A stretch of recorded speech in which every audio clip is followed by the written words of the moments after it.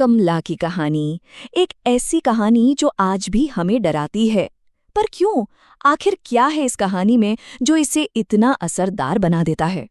आज हम कमला की इस भुताहक कहानी को परत दर परत खोल कर देखेंगे और समझेंगे कि एक बेहतरीन हॉरर कहानी बनती कैसे है। चलिए सीधे कहानी के दिल में उतरते हैं। कमला की आत्मा की ये एक लाइन, आजा मेरी भूख मिटा दे, बस इतना ही काफी है माहौल में एक सिहरन पैदा करने के लिए। असली खौफ की शुरुआत यहीं से होती है। तो कहानी हमें सीधा एक टकराव में ले जाती है। एक तरफ है हमारा हीरो और दूसरी तरफ एक शापित हवेली में कैद एक बहुत ही शक्तिशाली आत्मा। मिलिए शिवाजी भावे से, एक नौजवान तांत्रिक जो खुद को साबित करने के मिशन पर है। उसका मकसद है प्रभाकर हवेली में कैद एक ताकतवर आत्मा को मुक्ति दिलाना। अगर वो कामयाब हुआ तो उसे अघोरी मठ में जगह मिलेगी, जो तंत्र विद्या का एक बहुत बड़ा केंद्र है। अब देखिए ये मुकाबला कितना दिलचस्प है। एक तरफ है शिवाजी, जिसके हथियार हैं मंत्र, पवित्र भभूत और उसकी आध्यात्मिक शक्ति। तो दूसरी तरफ है कमला की मौजूदगी, जिसका एहसास होता है पायल की खौफनाक आवाज से, उसकी भयानक हंसी से और एक ऐसी नेगेटिव एनर्जी से जो किसी के भी रोंगटे खड़े कर दे। तो होता क्या है? शिवाजी हवेली में दाखिल तो हो जाता है, पर पहली ही मुठभेड़ एक भयानक हार में बदल जाती है। कमला उस पर इस कदर हावी होती है कि उसे बुरी तरह घायल होकर अपनी जान बचाने के लिए भागना पड़ता है। और कमाल की बात यह है कि ये पहली बार नहीं हुआ।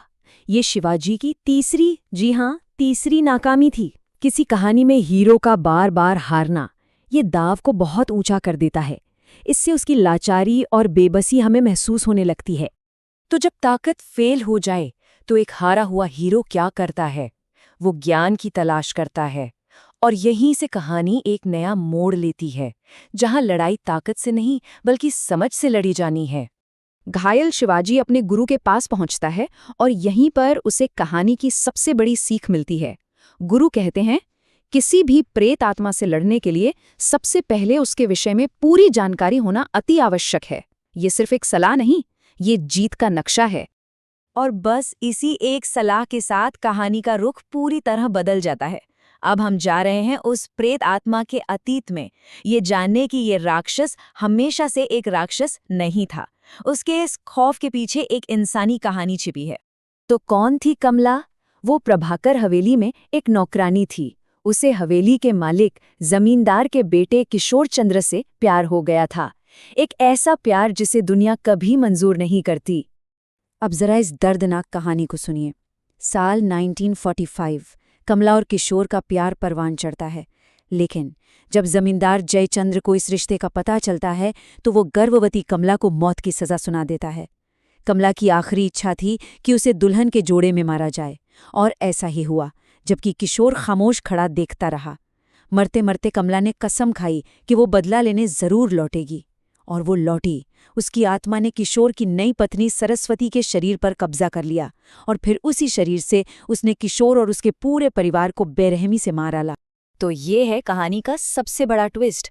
वो दानव किसी अंदरूनी बुराई से नहीं, बल्कि टूटे हुए दिल, धोखे और एक ऐसे दर्द से पैदा हुआ था जिसे कोई सह नहीं सकता। उसका आतंक असल में एक गहरी मानवीय त्रासदी का नतीजा था।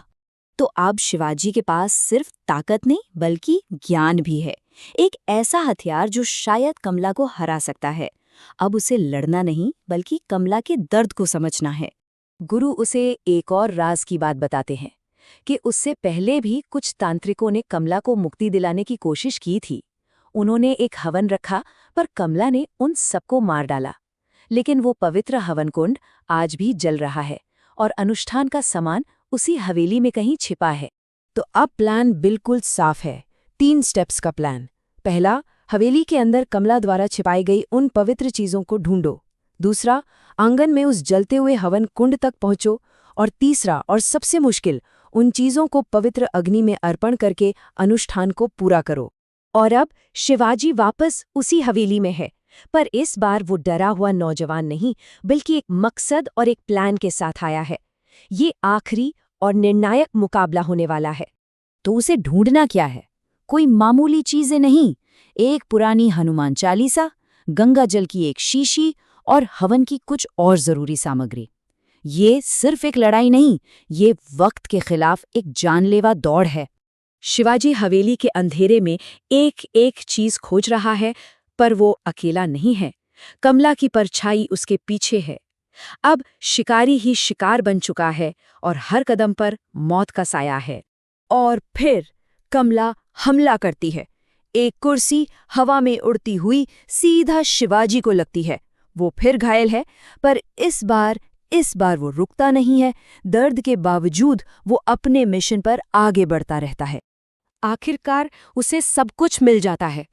वो हवन कुंड तक पहुंचता है और जैसे ही मंत्र हवा में गूंजते हैं और वो एक एक करके चीजें आग में डालता है, पासा पलटने लगता है।